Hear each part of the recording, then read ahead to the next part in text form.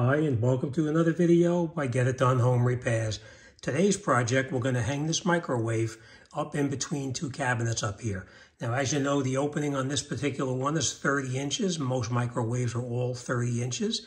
All right, so let me get the papers up on the wall, and then we'll continue with the installation. You're going to need a drill, a level, and a couple of different size drill bits, like 3/8, and you're going to need probably like an inch and a quarter, an inch and a half hole saw. All right, so let me get the papers on the door, on the cabinet, and then we'll come back and I'll show you what to do.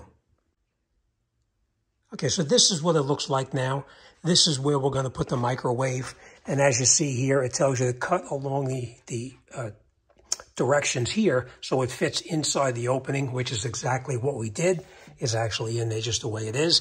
This side is close. This side is a 1/4 inch off because this lip right here is a little bit deeper than this side over here. All right, so now we put it up here where it belongs. We taped it in place. We determined our stud is right here and right here. So we're going to put the 2 screws here and here into the studs. This is going to be the anchors right here. This is going to be the other anchor right here. So now we're going to come in here and we're going to drill 3/16 hole here. All 4 of them, we're going to drill a 3/16 hole inside there. The 1 hole for the anchors, we're going to make those 5/8, but these are just going to be 3/16. All right, so 3/16, 3/16. The anchors themselves are 5/8 to accommodate the anchors that are going to go in there. All right, next thing we did is we took our paper and we wrapped it around the cabinet right here so it's on the lip of the cabinet. We taped it up in the back so it's in this position where it's supposed to be. And then we're going to come up here and we're going to drill the holes here and here to put the screws in that will hold the microwave up to the cabinet itself. All right, so once we have this in place up here, we're going to put a small little pilot hole through here. It needs to be 3/8 of an inch, but we're going to drill it much smaller because I don't want to do damage to the inside of the cabinet. So we're going to drill this about a 1/16 of an inch or 1/8 of an inch hole here, and this one, just so you know, I'm not going to put it where it belongs right here. I'm going to put it further back over here because this one here, they're putting this here just in case you had a flush mount cabinet where there was no lip in there, but I have a 3/4 inch lip underneath the cabinet. That's this part right up underneath here. We have 3/8 right there. So, I'm sorry, 3/4 right there. So we don't have to worry about where that cable is going to be. It's going to be laying on top of the unit up underneath the bottom. All right, so now let's grab our drill. Let's drill this out, and we're going to drill this one in the back over here. And then once we drill that all off, we're going to pull this all down and I'll show you what it looks like. Now, after I drill that little 1/16 of an inch hole, I'm going to then drill it out to the 3/8. And of course, all the directions are right on the template itself, just so you know. All right, so let's pull this all down. Let's put that bracket on here. We're going to put our level on top of the bracket to make sure it's level, and then we're going to tighten it in place, okay? Okay, so now we have our bracket mounted to the wall. As I said, this one over here, we drilled it directly into a stud, and we screwed the screw all the way in. Of course, before we tightened anything up on it, we made sure that our level is exactly center, which it is right now. And we put the other toggle bolt into this hollow area over here. We have the stud right here. We screwed it into the stud itself, so everything is now nice and tight. Now we're going to come in here. We're going to snug these down so that they're perfectly tight, and then we'll continue with the installation. Now, I just want to tell you, with this, I used a driver just to drive these in here, just so you know. But the toggle bolts, I turned those in by hand because we didn't want to damage the drywall behind it. These are going into a stud, so it's okay. You can use that driver on that and that, but these I did them by hand. All right, and as I said, now that we have it all back together, we put our level on it again just to make sure. Now, if it's off just a little bit, such as that, you can loosen these bolts, and the screws that are in here into the studs and the toggle bolts, and you can slide the bracket up and down as needed, but that's not the case here. We are actually right on the money, so everything is nice and tight. All right, next thing we did is we came up underneath the bottom right here. We drilled our hole through the bottom to accommodate our power cord right here. As I said, I didn't want to drill it in the center over here. As they said, I wanted it in the back because my electrical cord is going to lay up underneath here. But if you have a cabinet that this piece is flush with this and you don't have a recessed area, then you would need to follow the directions and drill it in or cut the hole right inside here. I chose, they say a 2-inch hole.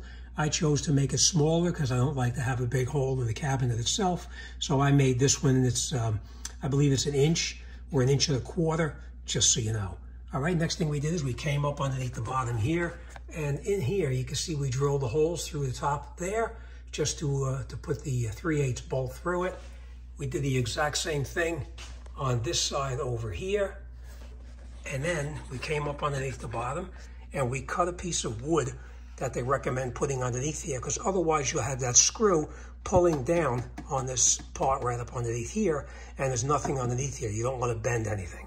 So we took a piece of 3/4 inch pine, we drilled our hole directly through it so it lines up all the way up to the top like that, as you can see.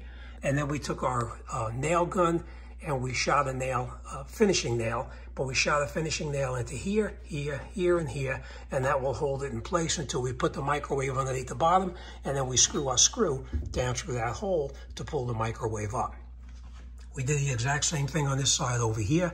We cut a block of wood. Now this is personal preference. I just cut it 4 inches. You don't have to make it that size. You can make it longer, shorter, whatever you want to do, as long as there's something underneath the microwave to hold it in place. All right, so we did the exact same thing here too, as we drilled a hole right through there. I don't know if you can see that, but we drilled a hole right through there to accommodate our screw that's going to go in through the top right here. Now the next thing we're going to do is we're going to bring the microwave in. We're going to put the microwave on here. Once we sit it on these little clips right here, we sit the microwave on it, push it up, slide the cable through here, and then put the bolts through here and tighten those up to pull the microwave up to its position where it's supposed to be. All right, now this microwave is pretty heavy, so I'm probably not going to be able to show you lifting it up, but basically you're just lifting it, sitting it on these tabs right here. Once you have it on the tabs, now the back of the microwave is held. You can take the front of the microwave and push it up until it comes in contact with this here. Now these holes here, just so you know, they are 3/8. The bolts are actually a little bit smaller, so if you drilled it a little bit off, 1/16 of an inch or 1/8 of an inch off, you'll be able to compensate for it by just sliding the bolt around and getting it caught into it. All right, so let's get the microwave up there. Once it's up there, we'll continue, and we're going to get the shelf finished off, and this microwave will be done shortly. These are the bolts that I was telling you about. Fairly long. As you can see, they're pretty long. And then basically what you're going to do is you're going to have the microwave hanging down through there. You take the bolt, drop it in, just like that. And then, as I said, remember I told you you can move it around a little bit. You can move it as needed up underneath here, just like that, so you can get it exactly into the hole so you can tighten the microwave up. Now, I will tell you this, if you put this in here and this bolt doesn't line up with it, it's not a big deal.